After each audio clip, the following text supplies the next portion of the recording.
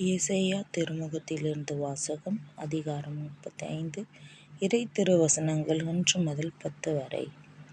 பாலை நிலமும் பால்வெளியும் அகமகிழும். பொட்ட நிலம்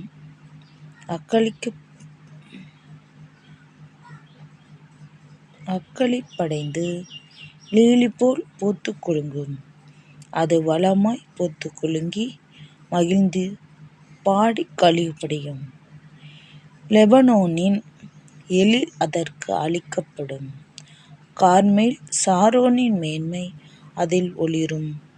ஆண்டவரின் மாட்சியையும் நம் கடவுளின் பெருமையையும் அவர்கள் காண்பார்கள்.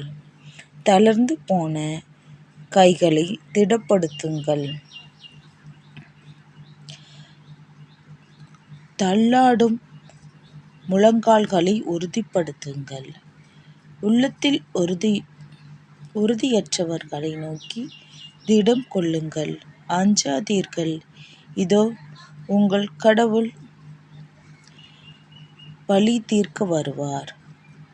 அநீதிக்கு பழிவாங்கும் கடவுளாக வந்து உங்களை விடுவிப்பார். அப்போது பார்வையற்றோரின் கண்கள் பார்க்கும், காது கேளாதோரின் செவிகள் கேட்கும். அப்போது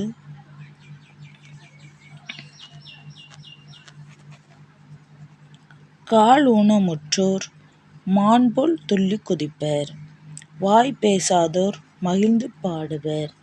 பாலை நிலத்தில் நீரூற்றுகள் பிறிட்டு எழும். வறண்ட நிலத்தில் நீரோடைகள் பாய்ந்தோடும். கனல் கக்கும் மணல் பரப்பும் நீர்த்தடாலாக ஆகும். தாகமுற்ற தரை நீரூற்றினால் நிறைந்திருக்கும். குள்ள நரி தங்கள் வலைகள் இங்கு கோரையும் நாணலுள் முளைத்து நிற்கும். அங்கோ நெடுஞ்சாலை ஒன்று இருக்கும்.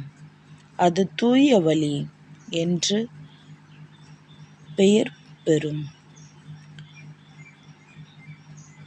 தீட்டுப்பட்டோர் அதன் வழியாக கடந்து செல்லார். அவ்வழி வரும் பேதையரும் வழி தவறிச் செல்லார். அங்கே சிங்கம் இராது. அவ்வழியில் கொடிய விலங்குகள் செல்வதில்லை, காணப்படுவதுமில்லை. மீட்படைந்தவர்களோ அவ்வழியில் நடப்பர்.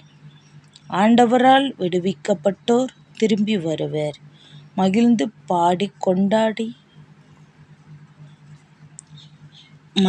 பாடிக்கொண்டே சீயோனுக்கு வருவர்.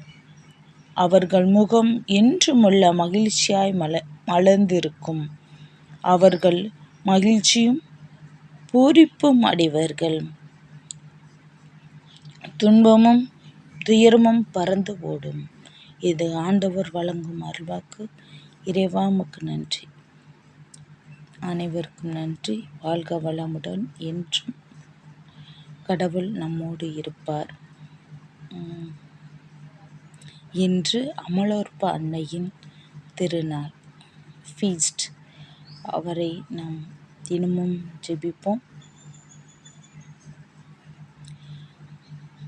ஜெபித்து கொண்டே இருப்போம். மரியே வாழ்க. இயேசுவுக்கே புகழ். மரியே வாழ்க. ஆமென்.